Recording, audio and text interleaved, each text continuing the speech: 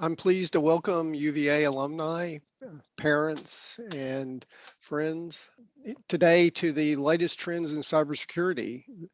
This event represents a collaboration between the UVA Office of Engagement and the School of Engineering and Applied Science.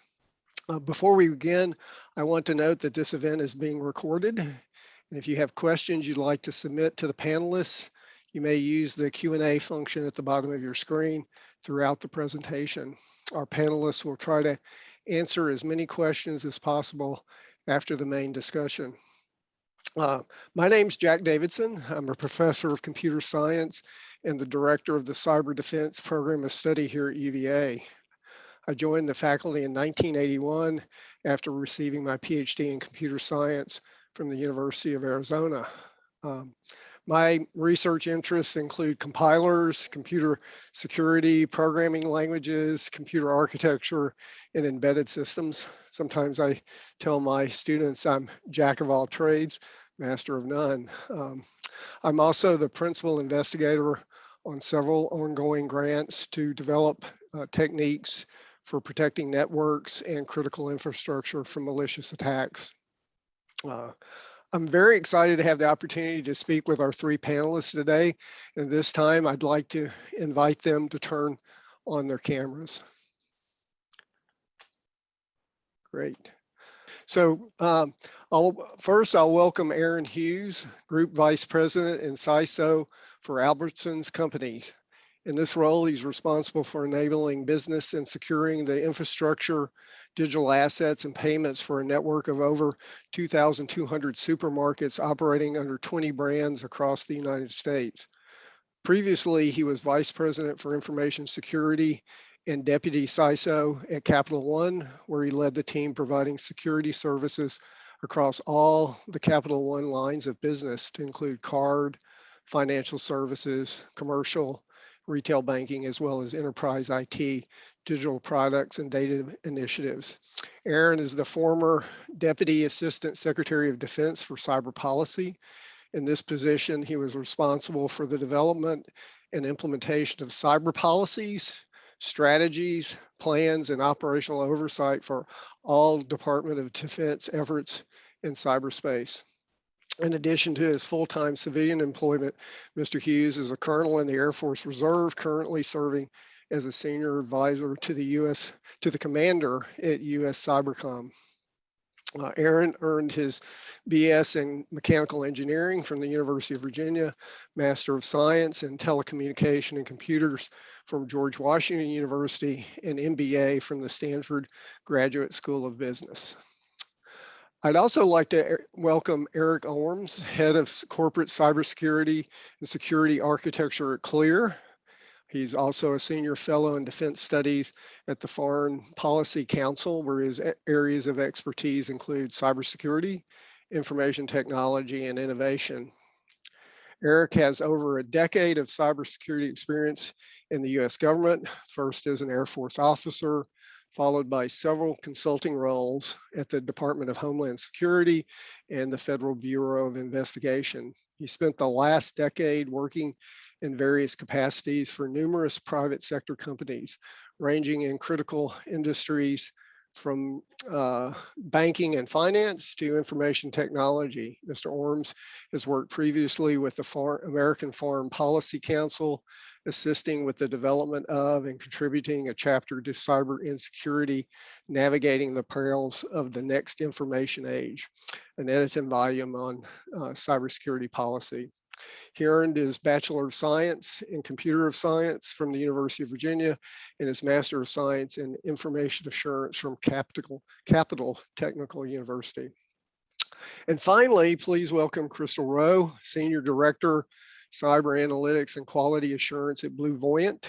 BlueVoyant is a cybersecurity company that provides cybersecurity services and proactively defends business ecosystems of all sizes against today's threats by utilizing large real-time data sets with industry-leading analytics and technology. She leads one of the analytic teams in evaluating third-party cyber risks for clients who are trying to improve cybersecurity in their supply chain and ecosystem. Prior to joining BlueVoyant, Crystal started her career as a civilian with the U.S. Department of Defense. She was there for over a decade as an operations and technical leader, where she supported counterterrorism and cyber missions. She spearheaded efforts to advance cyber mission through cutting-edge analytics. Since leaving the government, she's worked in private industry, helping companies to strengthen their cybersecurity programs. She also served as an executive director on Morgan Stanley's threat hunt team before joining BlueVoyant. Crystal earned her BS, Bachelor of Science in Electrical Engineering from the University of Virginia, and a Master of Science in Electrical and Computer Engineering from Johns Hopkins University, and she serves on UVA's Engineering Board of Trustees. Thank you all for taking time to speak with us today.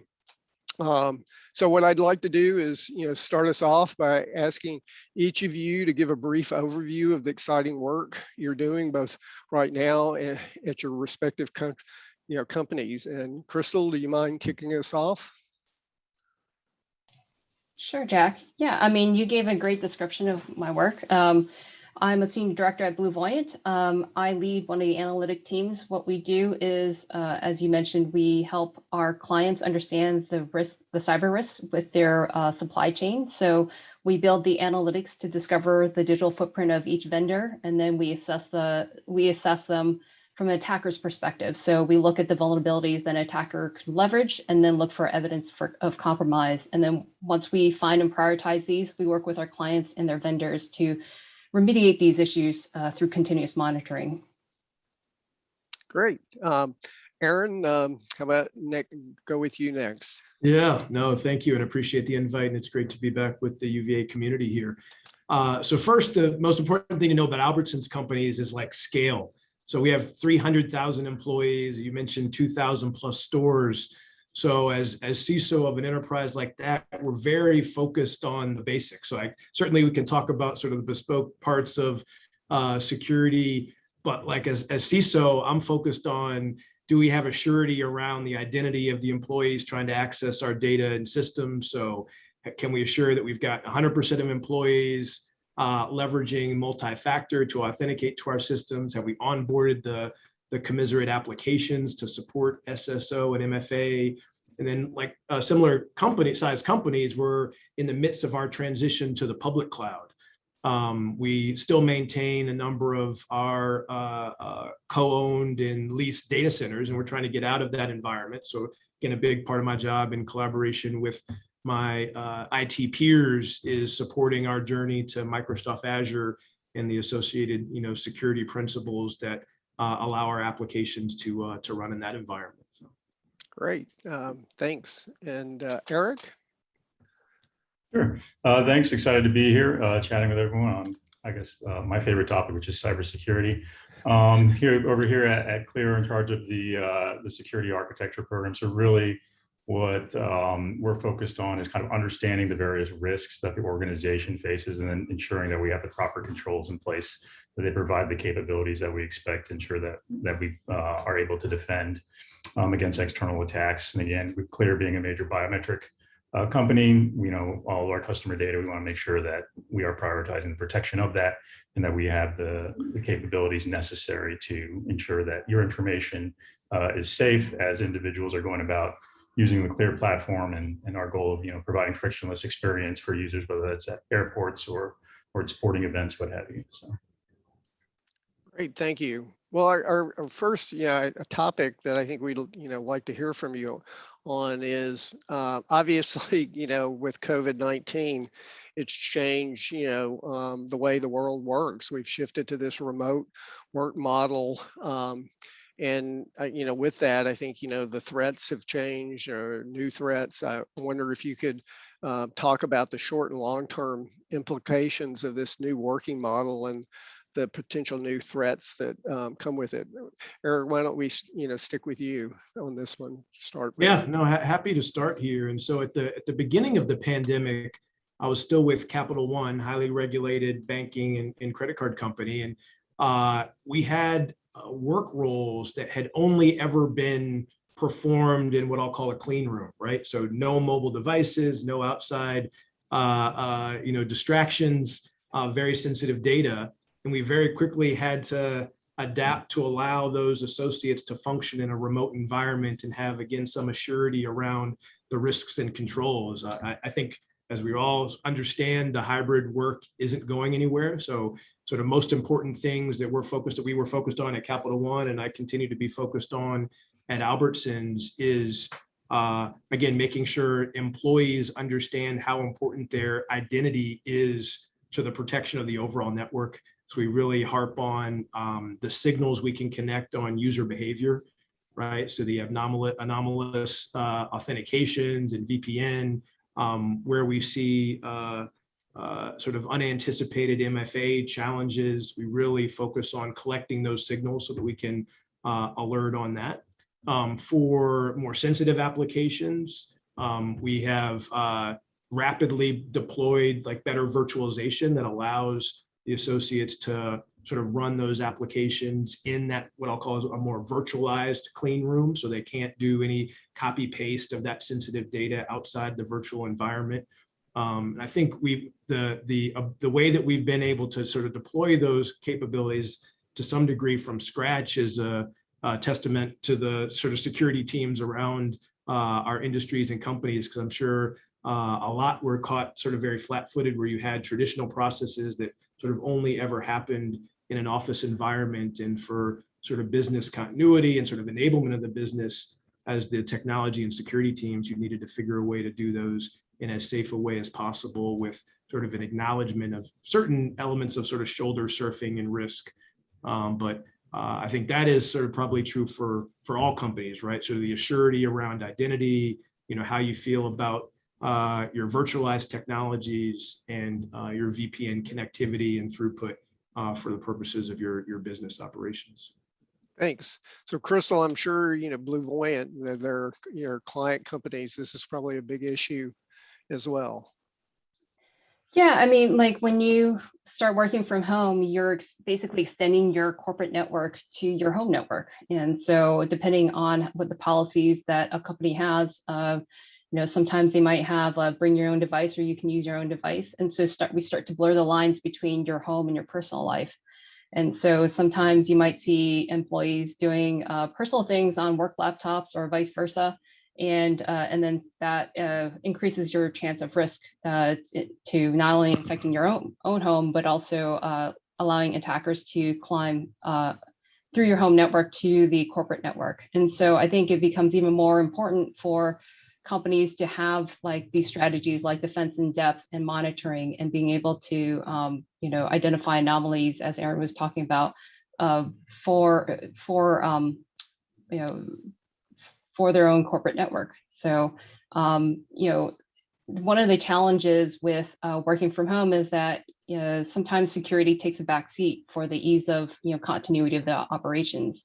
And so that becomes a difficult challenge, especially like if when the security around your home network isn't the same as what you invest in your company. So like, I'm not going to buy a $50,000 firewall for my home network, but there are still things that corporations can kind of make a requirement for their corporate devices, or recommend like endpoint detection, things like that. It's just basic hygiene strategies to keep your home network as safe as possible. Great. And then Eric, thoughts? Yeah, I think what we see coming out of COVID is, a redefinition of what is trust when it comes to individuals, as everyone is remote. And then, as we think about that aspect of it, really kind of figuring out, okay, what would be the acceptable behaviors? What are, and to some of the things that Crystal and I are talking about, like what do we expect our users to be able to do? What do we expect them to be able to access? And it's really kind of pushed companies. Everybody was talking about prior to COVID, everything's moving to the cloud. How are we going to secure cloud access? Okay, well, COVID basically forced everybody to, now you have to address this because your entire workforce is now remote. They are accessing everything remotely. How do you have that set up? And so I think it's forced people to kind of really think more about this definition of what is trust to them. People are no longer on their networks where you get implicit trust by being able to physically connect your device. Now, how do you guarantee that the individual that's trying to connect remotely from their own laptop is one, a trusted individual, two, using a device that they're supposed to be using in the first place to be able to access those resources. So I think that's kind of a big change that we see coming out of COVID and kind of changing the work model and how security is actually operating. Great. Thank you. Thanks, everyone. Well, the other, big innovation, I think, there's many, but the other one that's happening is the Internet of Things, certainly been exploding over the last decade. And, there's certainly, challenges there. I was at, one meeting where one of the, staff people were, lamenting, what do you do when your refrigerator is a vector of attack? It's changed things. So I again, can you talk about the challenges of securing these devices that are functioning in all parts of, one's home? Maybe we'll start with Crystal here. Yeah, with the Internet of Things, there's a lot of considerations. One is the security of the device itself. These are probably very low-powered devices, so it's hard to run security applications on them. Also, like the firmware that they're running on is probably non-standard, so it's kind of like hard to secure those.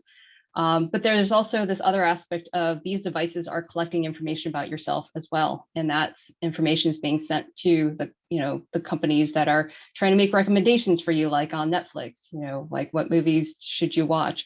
And we freely, accept these terms and conditions so that we can, binge watch the next movie. But it does leave this, this opportunity for, like, one, it is a threat vector, and a lot of times these devices, they're mobile, so they can be on multiple networks. Like when you carry, if you even look at just your cell phone, like you're hopping from network to network when you're, in a guest lounge or anywhere. But then you also could connect it to your computer. So your phone is a very sensitive piece of equipment because it can contain your banking information, your credentials there, but also travel with you to various networks. So so when you talk about Internet of Things, like it is something that's like not really it's kind of overlooked, but it's also a very vulnerable place because a lot of times developers will leave ports open, and those ports can be, because they're sending information back to the company, that means that they probably have access to the internet. And then if you're internet facing, then that leaves an opportunity for an attacker to take advantage of. Great. And Aaron? Yeah, I think the first thing we need to acknowledge is that connected devices for the home are built for usability, not security.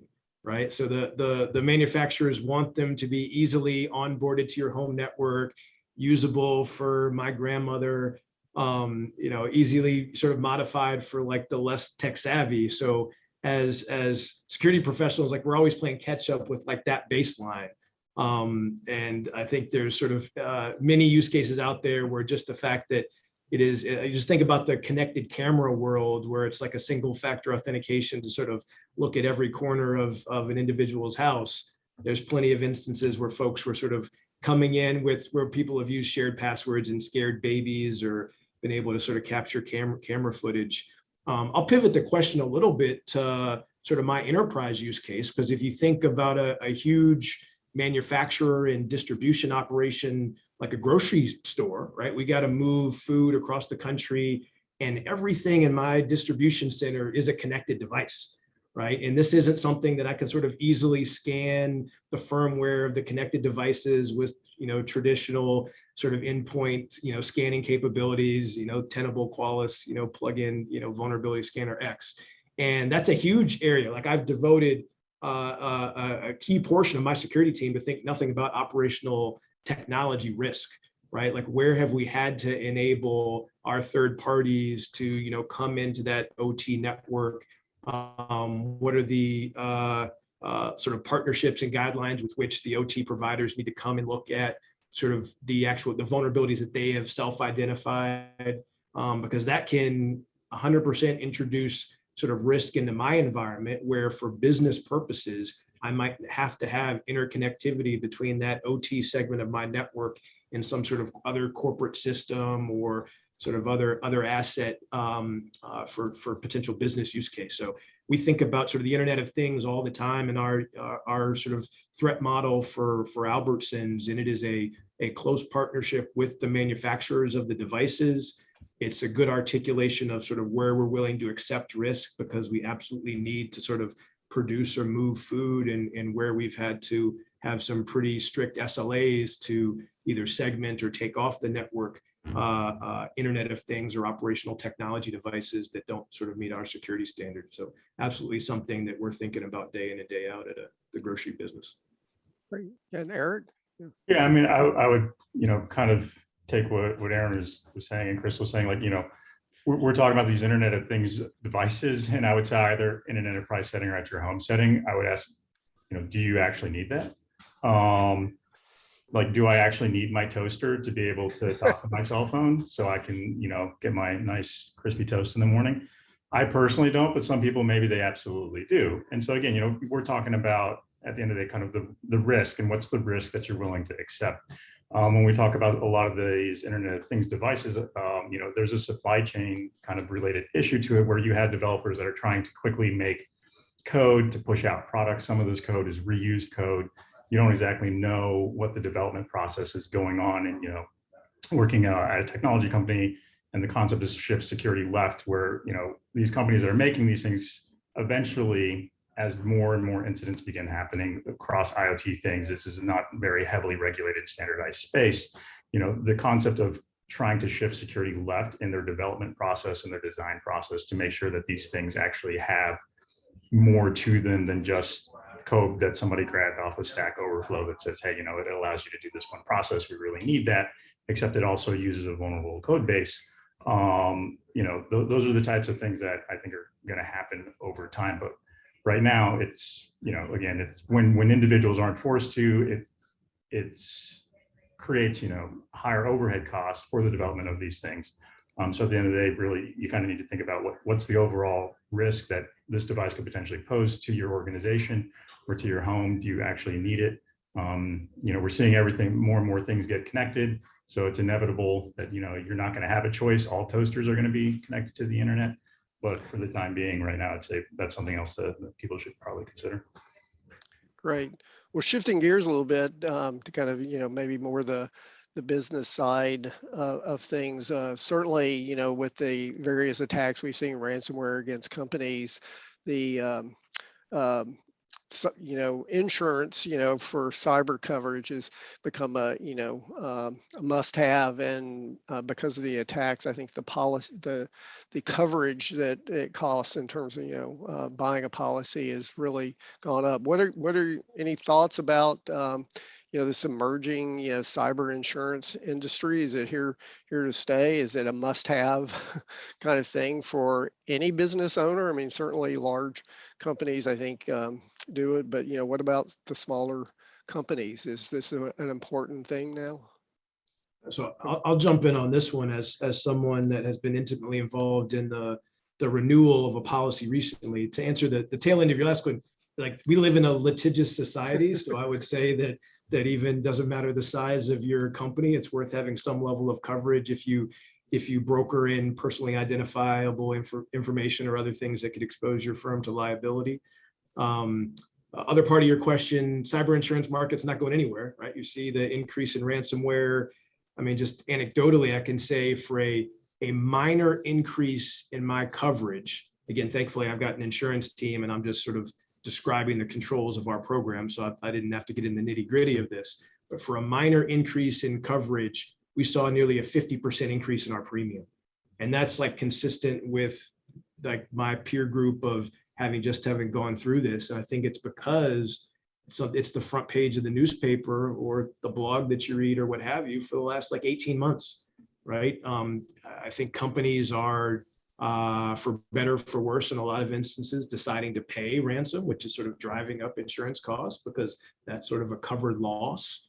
And then as companies that sort of don't have ransomware associated breaches, there's all of the litigation and claims. The class action mafia will come out, and then you're exposed to these tens of millions of dollars in lawsuits. So I think the market's not going anywhere. You're absolutely spot on with the increase in premiums, and the carriers, even for sort of big companies like Albertsons that can sort of leverage, brokers to try to get the best policies. You're getting a cap, like you can't get sort of infinite coverage. And so you have to decide sort of what the right balance is of the risk that you're willing to take for like funding your sort of business continuity versus the coverage that you want to pay for in your premium. Eric, we'll go with you next. Yeah. Yeah, I mean, again, when we were talking about doing cyber insurance and I mean, yeah, it's not going away, and yeah, the premiums, I think you look at studies, the premiums are all going up. And I think it's also becoming more apparent for businesses that you need to read very closely what it will and will not cover for you when it comes to the cyber insurance. Some carriers I know previously have stopped covering ransomware attacks just because of how devastating those are. But not only that, I mean, you have to be concerned with some of the terms that could be within your insurance policy around your own security program, that if you don't have and you don't meet their standards for controls, then they could say that you weren't, within compliance for the insurance policy that you signed up in the first place. So I think right now there's probably, I guess I'd say, like volatility within the cyber insurance market, where we see lots of different attacks happening, the success of those attacks and the impacts that you're seeing within the cyber insurance policies, what they will not cover, the expectations of businesses by those. I mean, we already have tons of compliance standards that lots of organizations will have to deal with, whether that's, working with the federal government, FISMA, HIPAA for healthcare, PCI for payment cards. Now we're going to start seeing, I think, more kind of not necessarily regulation, but like standards from these insurance providers that if you're going to end up paying, if they're going to end up paying you, then you had better be able to prove that you were able to meet like these sets of controls and standards. That again puts more strain on cybersecurity organizations, especially for those that are in heavily regulated markets, to try to make sure that they're hitting these marks. If I could just follow what Eric said, that's a very sort of understated point. Like there are some insurance carriers that literally, if you can't demonstrate, not just document, but demonstrate your control, they won't even underwrite your policy. Like if you can't show that you've got cold storage for some of your data, or that you've sort of implemented, multi-factor across the user base, they'll say, okay, I'll talk to you when you're able to sort of demonstrate those basic control levels. So like some modicum of maturity is required even to get a policy nowadays. Great. And Crystal?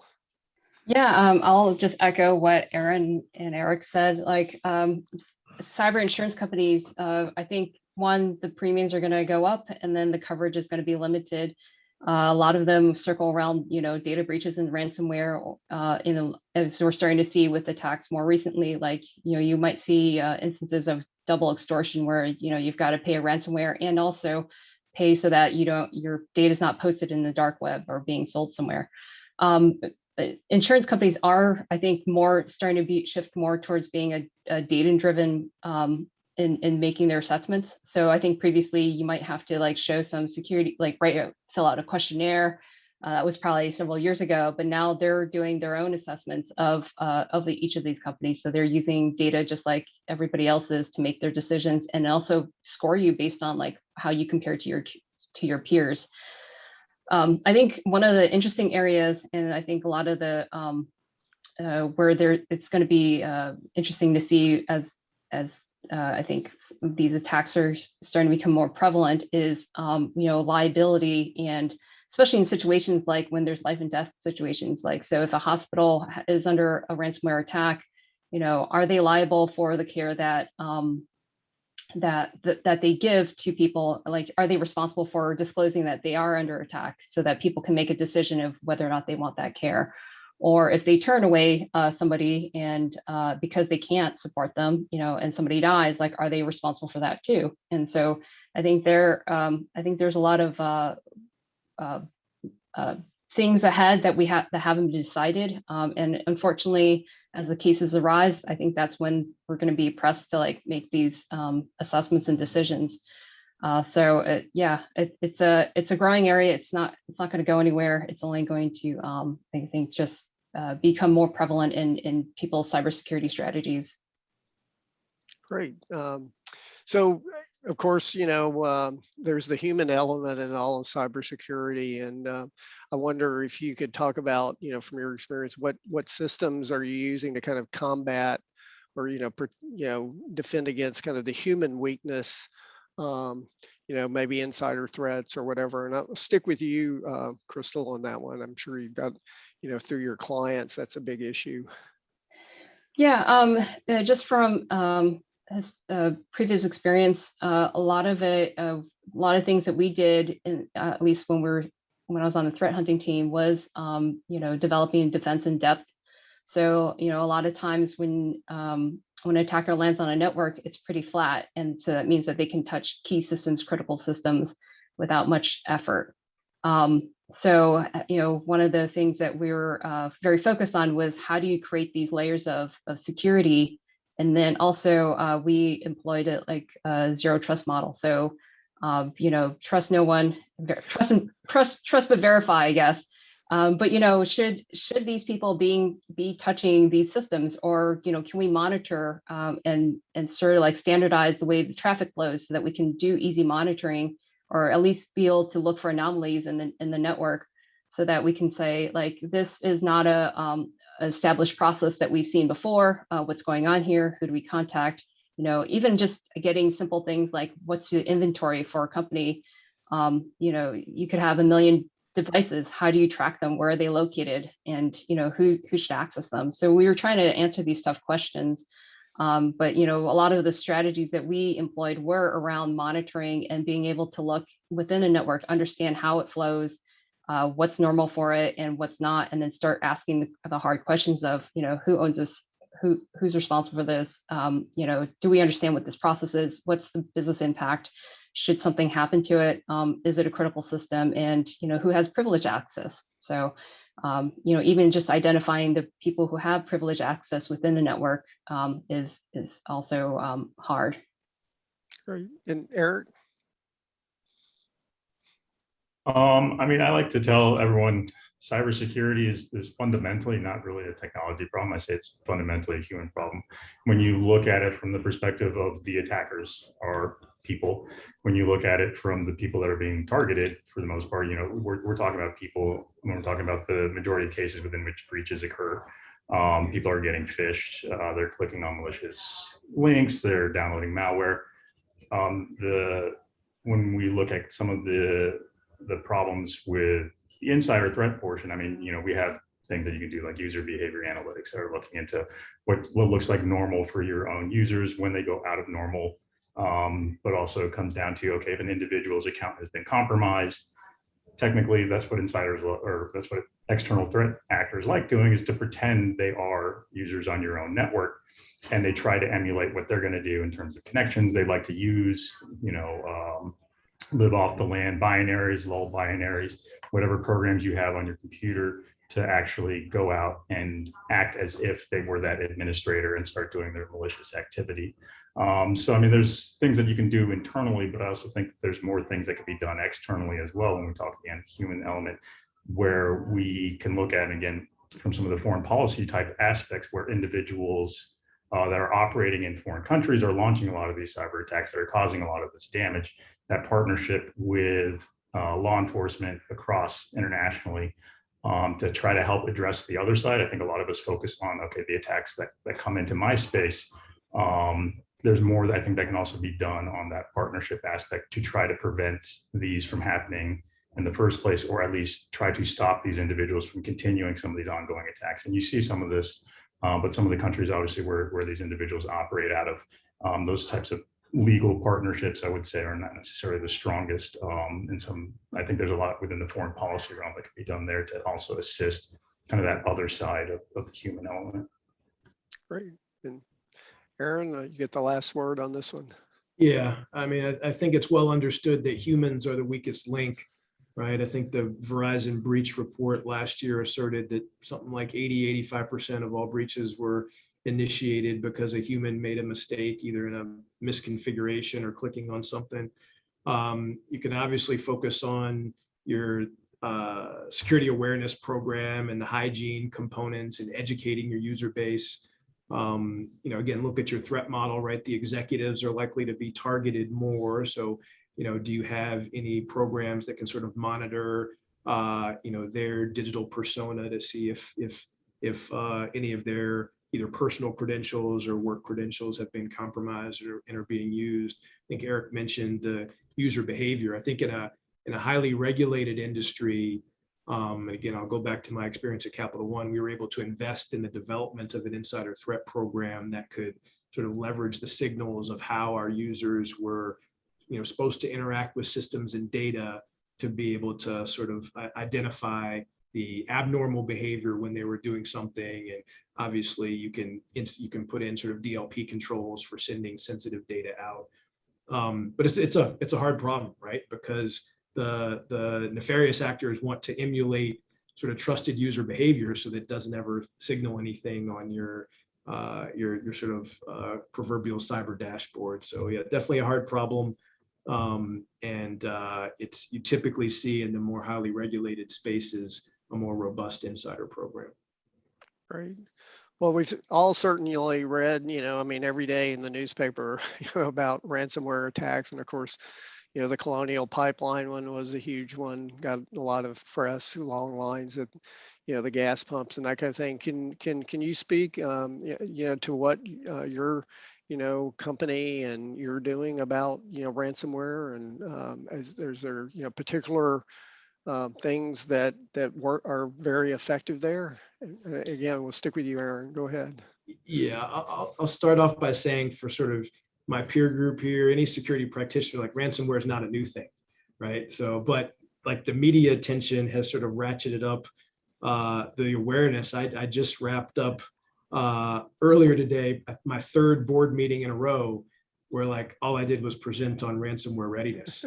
Like, boards and the executive committees are laser focused on making sure that companies have the right processes in place. We've got the right escalation ladders, the right external partnerships to, obviously do the full spectrum of prevention, but like almost more importantly, like the reconstitution of assets if anything were to happen.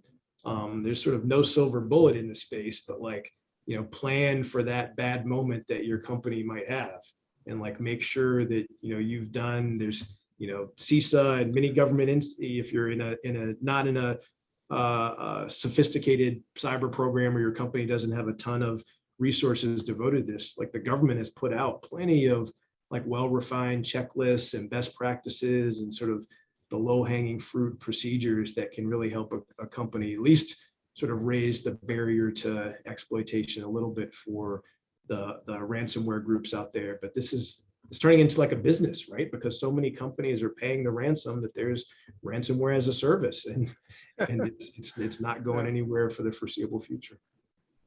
Eric?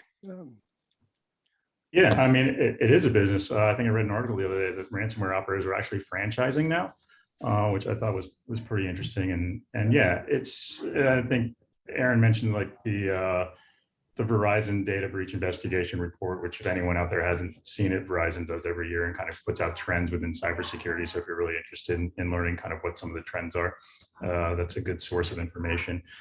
So, an interesting fact is ransomware attacks had doubled in their reporting, but it went from 5% to 11%. It's actually not even the most prominent technical attack that they're seeing. That's actually web application-based attacks. But to Aaron's point, this is what you see in the news all the time, right? This is kind of the morsel that the media really likes to put out there. And it's not to say that's not important, it is vitally important. So, I mean, again, to some of the points that Aaron made as well, I think, really developing your organizational plan, practice that plan, make sure that everybody kind of understands how that works is one of the key fundamental areas. You basically prepare for the fact that this can and may actually happen. Organizations that think that just taking a preventive procedure is good enough are setting themselves up for failure. You need to plan the what if scenario that ransomware actually lands on a system. Are you able to contain it within that system, within that subnet of your own network?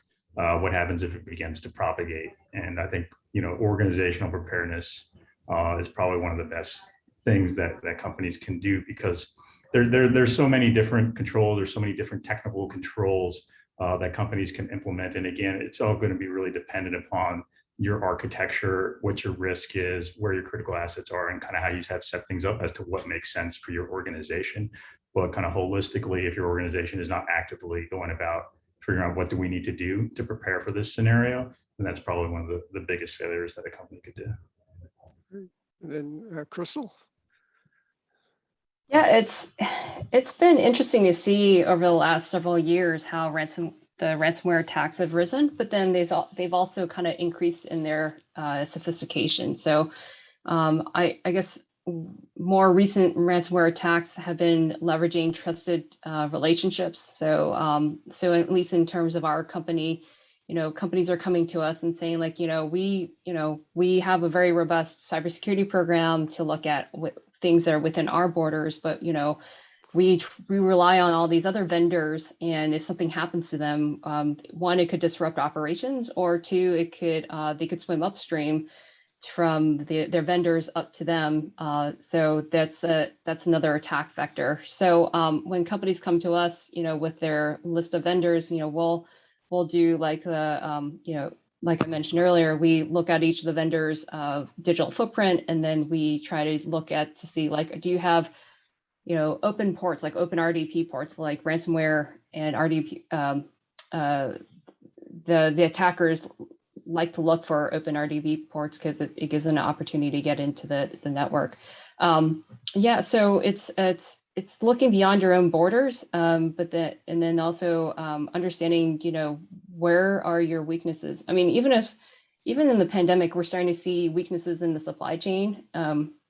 With everybody rushing to get like the essentials from the grocery stores and stuff. But even like with the Evergreen and that was stuck in the Suez Canal, we're starting to see like, how fragile our supply chain is. So whether it's ransomware or just operational issues, I think companies just need to be aware of like where the risk beyond their own normal business operations, and what will happen if they lean out a vendor and something happens to them. Can I make one more point on this real quick before we pivot to the next thing? I mean, if you like, just to put into context the level of importance the government views on this topic, I think like just within the last week, they finished like a global summit on ransomware at like a very sort of senior level of attendance from governments around the world. And then the other point that Crystal just made is, I think about the risk profile for an enterprise like Albertsons, it is absolutely like that third-party risk that like terrifies me, right? Where I'm not aware of either interconnected systems of third parties where ransomware could propagate from one of our partners, or the business disruption, because we go back to that. I'm gonna forget the name of the company, but there was basically a chicken processing company earlier this year that experienced ransomware, a JBG or something like that. And like, that was like red lights everywhere for a grocery chain like Albertsons if we weren't able to have the poultry on the shelves to sell. So like the disruption that we're seeing is happening in industries that you never would have thought of, and has got attention at the top levels of our government. Right. So we want to take questions from our audience, and we already have a few there. And again, I invite the audience to post questions. So our first question is actually from another alum that works in cybersecurity that I know, Greg Hudson. And his question is for Crystal. He says, do y'all, he's from the South, integrate cyber risk with process risk to provide industrial companies with integrated risk-informed decision-making capabilities? And if so, is how? So Crystal, that one's for you. Yeah, let's see. Yeah, I mean, we certainly feed into the decision process for companies. So when we assess a company, we provide a score. That score is mainly to kind of just give a quick assessment, but the true value that we give is like, we prioritize the risk that we see from, the attackers or the external perspective, the attacker's perspective. So a lot of those, a lot of the information that we provide to the companies, one, allows them to kind of say like, okay, well, if something should happen to this company, like say there's an outage for whatever reason, with cyber risk or not, they can understand the effects of that. But the value that we try to bring to our clients is that we continuously monitor. So one of the things that in my previous experiences is that like oftentimes companies will hire a red team or do some pen testing, and that's a good thing to do, to kind of show the weaknesses, but it's a one-time look, or if you do it 2 times a year, it's a 2-time look, and that's not a very large sample. So what we do is we do continuous monitoring through our own data, and then help try to mitigate those risks for each of those companies, and that feeds into the boardroom and tells the clients, if they're looking to buy a company, before they buy a company, they'll do a cyber assessment and see like, what is the risk profile of that, and build that and write that into the contract. So there are ways where we influence the business processes through our work. Great. And the next question is from Bill Irvin.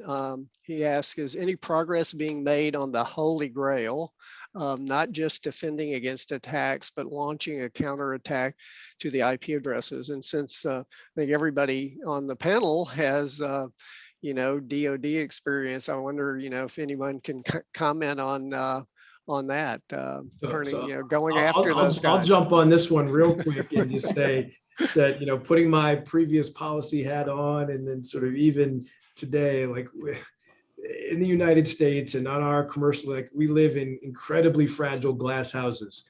We do not want private companies or individuals doing any form of hackback. I think there's so many challenges with attribution and, not to mention sort of the legal component of, whether or not you can cause disruption to other systems or networks. Like, it's just not a good idea. I've been on so many panels and so many talks where companies assert the right of self-defense.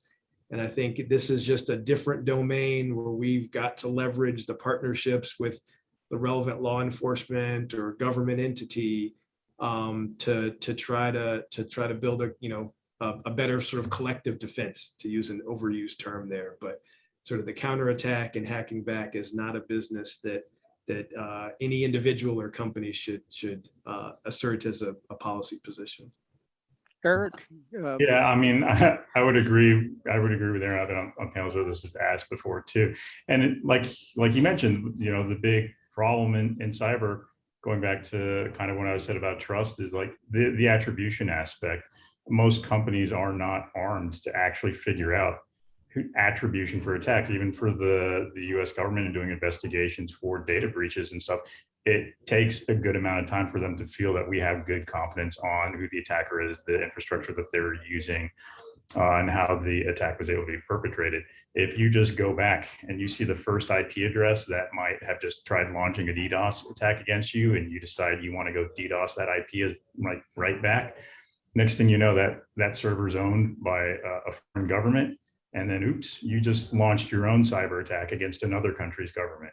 Right. So, I mean, the notion of doing that, I don't believe is a good idea either. And again, I think the recourse is working with law enforcement, working with the government to try and assist you with those investigations if you've been breached, if you've been under attack, to figure out, who the perpetrators are, and assist in that manner. I would not recommend a hackback type strategy. And Crystal? Yeah, I will echo what Aaron and Eric said. Attribution is hard. It's not hard for the attacker to obfuscate where they're coming from. So, and they may leverage, trusted relationships. So obviously you wouldn't want to attack your own friend, even if it looks like they're attacking you. But I will leave that to the government, and since they they're probably equipped for that. I think honestly, we should just be focusing on even just the basic hygiene issues that most companies are struggling with right now. The level of sophistication that attackers are showing, their watermarks are rising, but I think the industry is having a hard time keeping up with even keeping it with the pace of that. Great. So another question comes, it says, what are some top tips for small nonprofits? We are a foundation of 3 people. We have cybersecurity insurance and we outsource our more taxing IT needs, but everything else falls on us. So what should they do? Why don't we stick with you, Crystal, on this one? We'll start with you. Yeah, I'm gonna stick with the basics. Everybody jokes about passwords, but I'm going to say, like, password and credential abuse is probably one of the biggest places where attackers will go. They'll, buy, it's not hard to buy passwords from the dark web, especially in places that, you've been exploited. So if you're reusing passwords, stop doing that. But I think things that people can just in general can do to help themselves protect their personal information, their business information is like 2-factor authentication is a big help. I would start there. And then within the network, if you can segment your network to say like your guest Wi-Fi and your business network should never be the same network. If you can segment those off, just even logically, that's a big help. So just looking at, again, defense in depth and also looking at your authentication strategies, those would be my top 2 places to start. Eric?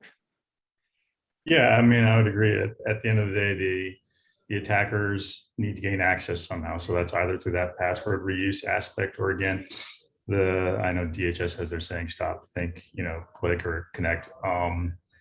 You receive emails from individuals asking you to open an attachment, asking you to click on a link, double think, should I be receiving this type of an email from this individual?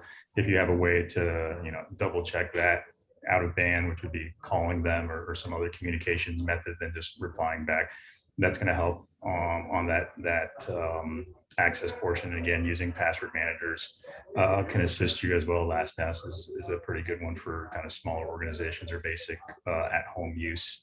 And then, like Crystal said, at that point, it kind of depends on how things are set up and what makes sense. But segregating networks, making sure that the ability to access, again, that information that you have on that network goes through kind of trusted paths, whatever ability that you have to try to ensure that the individual trying to do that level of access is permitted. So again, that kind of goes back to that multi-factor authentication piece. And there's various I know some of the antivirus companies or whatever you want to call them these days, EDR, what have you, do have some of their business models to support some of the smaller nonprofits to allow you to get the more kind of sophisticated software at much lower prices. So I would also kind of look at the sourcing revenue and seeing what, or the avenue, and seeing what kind of opportunities you have there to get some of these more enterprise grade protections to help your smaller organization. And then Aaron? Yeah, I think the last point Eric made is the one I was going to make, right? The big co's want to serve small businesses too. So go all in on Google Workspace or go all in on Office 365 and in some of these EDR players, right? Don't try to configure your own network or try to be sort of the IT specialist when you're a company that small. Sort of leverage those big providers to give you the sort of full soup to nuts capability. Okay, let's see, this question is from Craig Bernick, and he asks, are there technical developments that can be used to mitigate/eliminate digital cyber attacks? Can new generation analog barriers be reintroduced within technology structures? Comment? Yeah, Aaron? Yeah, I mean, I would say, look, there's hundreds of billions of dollars in venture money going into cybersecurity startups annually. Like there are sort of any ideas getting funded nowadays, sort of given the liquidity in the capital markets. So there's plenty of technology developments. a company like Albertsons, like I'm focused on sort of less like the shiny object and more the sort of bigger picture things that can help me reduce risk, right? I mentioned earlier our rapid movement to public cloud, right? With that comes the control vulnerabilities around how my developers sort of push applications and code to production. So do we have the right assessment of our role-based access controls? Like that's a really big advancement.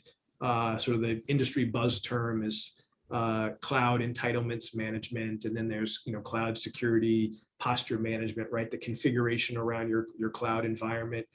Those are two advancements that have sort of recently gotten a lot of attention from Gartner and the sort of the other market players, because cloud security is playing such a huge sort of role in how companies operate, and the misconfigurations of your cloud environment are causing a bunch of data associated breaches.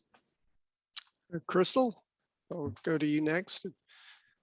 Yeah, I think a lot of times companies, it's kind of like buying vitamin supplements. You want to just buy whatever and it'll kind of fix whatever ailment you've got. I think it's more foundational than that. It's knowing your network, maybe making sure that all the employees play a role in cybersecurity. It's not just a team, like one central team. It's not just the CISO. It's everybody is responsible for the cybersecurity of their company.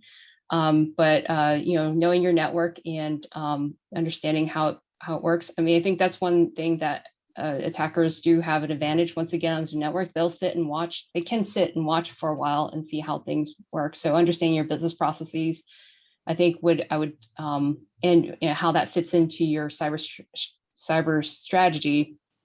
That figuring those things out would be probably more impactful than buying yet another device. Eric? I'll say, again, that like I said, there isn't a one size fits all security solution. There's not going to be one. And that's because my risks that I have at Clear are different from the risks that BlueVoyant has, that are different from the risks that Albertsons has. So what works for me isn't necessarily going to be what works for them or be in a top priority thing. So again, the technology is kind of all over the place. This is where I go back to my previous comment where, again, I said, fundamentally, cybersecurity is a human problem that we're encountering.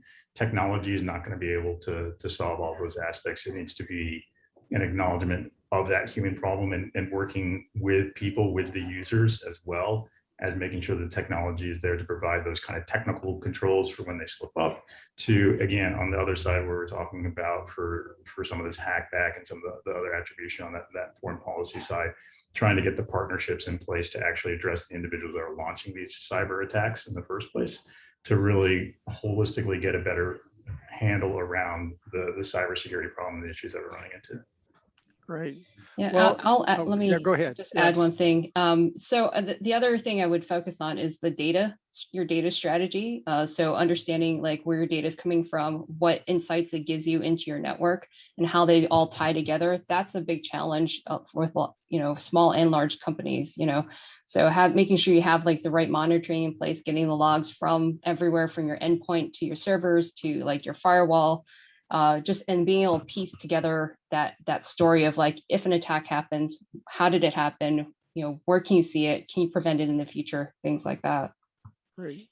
Well, we're out of time, but this has been wonderful, and I'm really thrilled to be able to host this kind of cross grounds presentation for everyone today. And again, I want to thank Aaron, Eric, and Crystal for sharing their time and expertise with all of us. And I want to thank everyone in the audience for joining us and submitting such great, questions. If you're interested, we were recording this, and you can share the webinar with friends. The recording will be available soon on the UVA Clubs YouTube channel. I'm going to actually have my class that I teach, Defense Against the Dark Arts, which I'm going to go teach right after this. Watch this. So it was so good. I think they'll really enjoy it. But I hope everyone has a great rest of the day, and this will conclude the webinar. Again, thanks, Aaron, Eric, Crystal, so much. Really great. Thanks for having us. Thank you. Thank you.